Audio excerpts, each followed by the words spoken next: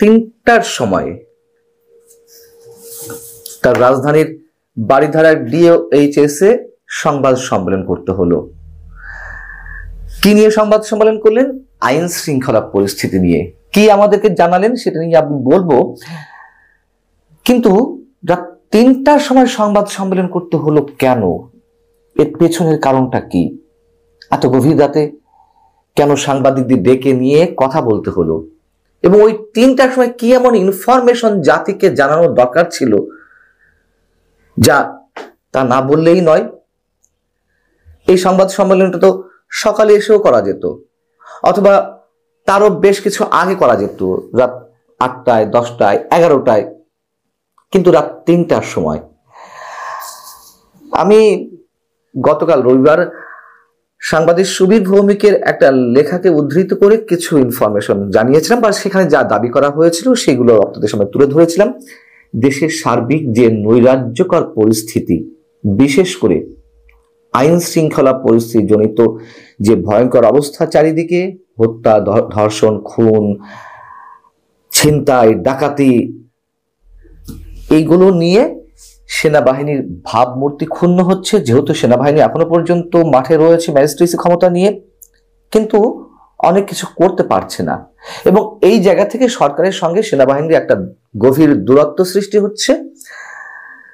কেন করতে পারছে না তারও বিশেষ কিছু ইঙ্গিত ওই লেখাতে আছে, বা আমরাও এগুলো বলে আসছি, বা মানুষের মনে যে প্রশ্ন, 5 ফেব্রুয়ারি যখন বুলডোজার দিয়ে বঙ্গবন্ধুর ঐতিহাসিক বাড়ি গুড়িয়ে দেওয়া হলো, তারপরে সারা দেশে যে মবের ক্রিয়েট করা হলো, সেগুলো তো ইচ্ছা করলে সেনাবাহিনী পারত, কিন্তু কারা তাদেরকে বাধা দিল? কাদের বাধার মুখে সেনাবাহিনী এগিয়ে আসেনি? এই প্রশ্নগুলো তোলা হয়েছে। এবং আমি জানি না এই সংবাদ সম্মেলনের সঙ্গে আসলে ভিতরে কারণটি কি। সংবাদ সম্মেলনে কি জানানো হলো? বলা হলো যে পরিস্থিতি খুব খারাপ কিছু নয়, যা কিছু ঘটছে আমরা সামাল দেওয়ার চেষ্টা করছি এবং পরিস্থিতি আরো ভালো হবে। তাহলে এই কথা বলার জন্য রাত 3টায় কেন সংবাদ সম্মেলন ডাকতে হলো? এবং বলা হলো যে যা কিছু ঘটছে কেষ্ট বেটাই চোর, মানে যা কিছু ঘটছে সব কিছুর জন্য আওয়ামী লীগ দায়ী। আওয়ামী লীগ ষড়যন্ত্র করছে, আওয়ামী লীগ অনেক টাকা পাচার করেছে, সেই টাকা খরচ করে দেশকে অস্থিতিশীল করার চেষ্টা করছে। হতে পারে, বলবো না যে অস্বাভাবিক কিছু, তার যুক্তিটাই ধরে নিলাম। কিন্তু যখন বাস থেকে বাসে ডাকাতি চলছে, গণ ডাকাতি, বাসে বাসে ধর্ষণ হচ্ছে, প্রকাশ্যে দম্পতিকে কোপানো হচ্ছে, প্রকাশ্যে অস্ত্রের মহড়া দেওয়া হচ্ছে, কাউকে আটক করা হলে ছাত্র দলের নেতাকর্মীরা বা যুব দলের নেতাকর্মীরা যেমন ছিনিয়ে আনছে থানা থেকে, পুলিশকে হুমকি দিয়ে পুলিশ আহত হচ্ছে, ঠিক একইভাবে বৈষম্য বিরোধী ছাত্র আন্দোলনের সঙ্গে জড়িত কাউকে আটক করা হলে তাদেরকে ছিনিয়ে আনছেন সেই বৈষম্য বিরোধী ছাত্র আন্দোলনের নেতারা, এবং ঠিক একইভাবে তাদেরকেও ছিনিয়ে আনতে গেলে যখন পুলিশ প্রতিরোধ করছে তখন তাদেরকে আহত হতে হচ্ছে, কাউকে কাউকে সাসপেন্ড করা হচ্ছে। এইগুলো কারা করছে? এইগুলো কি আওয়ামী লীগ করছে? এসব কথা বলতে গেলে আবার অনেকে আওয়ামী লীগের দোষর বানিয়ে দেন, ফ্যাসিস্টদের দোষর বানিয়ে দেন। বানান, সমস্যা নেই, সবার আগে তোমাদের দেশটা। যাই হোক, এখন বিষয় হচ্ছে যে যৌথ বাহিনীর অভিযান শুরু হলো অপারেশন ডেভিল হান্ট নামে, সেটিও যে কি উদ্দেশ্যে করা হয়েছে, আসলেই সন্ত্রাস দমনের জন্য, আসলেই কি আইন শৃঙ্খলা পরিস্থিতি উন্নতির জন্য, সেটাও তো এখন সবার কাছে ক্লিয়ার, তখন থেকেই ক্লিয়ার। এবং এই যে ডেভিল নাম দেওয়া হলো শুধুমাত্র যারা আওয়ামী লীগ, যুবলীগ এইসব সংগঠন বা অঙ্গ সংগঠন করে, এবং তাদেরকে ধরা হচ্ছে বেশি। উদ্দেশ্যটা কি? আওয়ামী লীগ ষড়যন্ত্র করছে, আওয়ামী লীগ টাকা উড়াচ্ছে, আমরা মেনে নিলাম, কিন্তু আপনারা কি করছেন?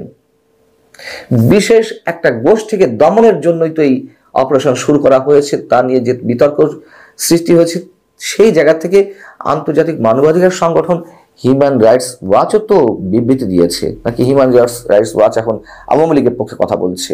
তারা তো বলেছে যে মানবাধিকার লঙ্ঘনের মতন ঘটনা ঘটছে, এবং কি উদ্দেশ্যে এটি পরিচালিত হচ্ছে সেটা যেন সরকার তার ভাবমূর্তিটা যথাযথভাবে বজায় রাখে।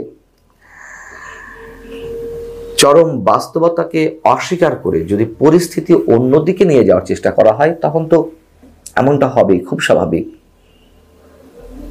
এবং পুলিশও যে সেই আওয়ামী পুলিশের চরিত্র বজায় রাখতে চেষ্টা করছে, অথবা সেটা বিএনপি বলি বা অন্য কোনো কিছু ক্ষেত্রে বলি, সেই রাজনৈতিক পুলিশের চরিত্র আমরা দেখতে পাচ্ছি। তার কারণ এখন তারা কথা বলছে সরকারকে সন্তুষ্ট করতে। তারা যেমন বিএনপি চাঁদাবাজ কিংবা জামায়াতের চাঁদাবাজ কিংবা বৈষম্যবিরোধী ছাত্র আন্দোলনের যেসব ছাত্র নেতারা বা কর্মীরা চাঁদাবাজির সঙ্গে জড়িত, যারা অকারেন্স করছে, নানান ধরনের সন্ত্রাস কর্মকাণ্ড ঘটাচ্ছে, তাদেরকে ধরতে তো পুলিশ দ্বিধাদ্বন্দ্বের মধ্যে থাকে এবং যথারীতি সরকারকে সন্তুষ্ট করতে যে রং মেসেজগুলো সব মানুষকে দেওয়া হচ্ছে তারা তো কিছু আমলে নিচ্ছে না। এবং এর ভিতরে অনেক ব্যাখ্যা রয়েছে যেগুলি সংক্ষিপ্ত পরিসরে বলা সম্ভব নয়। যারা বলেন যে আওয়ামী পুলিশ এখনো প্রশাসনে লুকিয়ে আছে, ধরুন তথ্য প্রমাণের ভিত্তিতে ঢালাওভাবে আগের সব নিয়োগকৃত সব আওয়ামী পুলিশ প্রশাসনের সবাই সব আওয়ামী লীগ এই করতে গিয়ে তো কেউ কাজই করতে পারছে না, আতঙ্কের মধ্যে রয়েছে।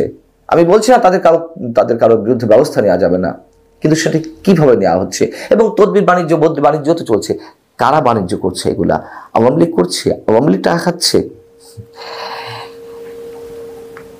একটা বক্তব্য দিয়ে শেষ করব, সেটা হচ্ছে যে ঢাকা মহানগর পুলিশের commissioner, DMP commissioner Sajjad Ali, তিনি দুদিন আগে গণমাধ্যমের সঙ্গে কথা বলেন, এই যে শুক্রবার বা বৃহস্পতিবার। তিনি বলছেন সবকিছু মিলিয়ে ঢাকার আইন শৃঙ্খলা পরিস্থিতি অনেক ভালো, দু একটি বিচ্ছিন্ন ঘটনা ছাড়া বড় কোনো ঘটনা নেই। মানুষ আতঙ্কে রাস্তায় বের হতে পারছে না। মেয়েরা স্বাভাবিক জীবনযাত্রায় তারা প্রকাশ্যে বেরোতেও ভয় পাচ্ছে, বাসে উঠতে মানুষ ভয় পাচ্ছে, গণপরিবহনে কখন ছিনতাইয়ের কবলে পড়ে, কখন ডাকাতির কবলে পড়ে। আর সেখানে বলছে যে আইন শৃঙ্খলা পরিস্থিতি আগের চেয়ে ভালো এবং যার কিছু ঘটছে দু একটি বিচ্ছিন্ন ঘটনা, law and order very good. আমি মনে করি বিচ্ছিন্ন একটি দুটি, মেইনলি মোবাইল ছিনতাই ব্যতীত কোনো অপরাধ নেই। কি বলবেন? এই যে ডিএমপির কমিশনার সাজ্জাদ আলী যে কথাগুলো বলছেন, এখানে কি উত্তরটা আমাদের হওয়া উচিত? এর প্রতিক্রিয়াটা কেমন হওয়া উচিত? তিনি বলছেন এভরিথিং ইজ নর্মাল,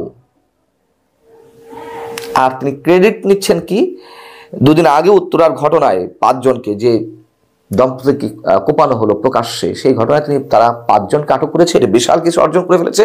তিনি বলছেন যে আমরা সাকসেসফুলি ওটা হ্যান্ডেল করেছি। ঘটনা ঘটে যাওয়ার পরে পুলিশ যায়, আমরা ছোটবেলায় একটা মানে ট্রান্সলেশন করে এসেছি না, সেই অবস্থা। ঘটনা ঘটার পরে 5 জনকে অ্যারেস্ট করেছে, বিশাল কিছু করে ফেলেছে। আমার অফিসার সোর্স সবাই আমরা মনোবল ফিরে পেয়েছি এবং চমৎকার কাজ করেছি। এরপরে আর কি কথা বলার থাকতে পারে? এবং আমি নিশ্চিত পুলিশ সংস্কার কমিশনের পক্ষ থেকে যেসব সুপারিশ করা হয়েছে তার একটাও এই সরকার বাস্তবায়ন করতে পারবে না। এবং পুরানো যত কেচ্ছা কাহিনী আমাদের সামনে তোলা হচ্ছে, আওয়ামী লীগ যেমন সবকিছুতে বিএনপি জামাতের ষড়যন্ত্র খুঁজে পেত, এখন এই সরকার আওয়ামী লীগের ষড়যন্ত্র খুঁজে পাওয়ার চেষ্টা করছে। আসলে ষড়যন্ত্র এসব কিছু না, দায় তার চাপানোর একটা চেষ্টা, এই তো, আর তো কিছু নয়। তবে সত্যিই ভিতরে কিছু ঘটছে কিনা জানি না, কিন্তু ইঙ্গিত দেয় তো গভীর রাত 3টার সময় কেন সংবাদ সম্মেলন স্বরাষ্ট্র উপদেষ্টার।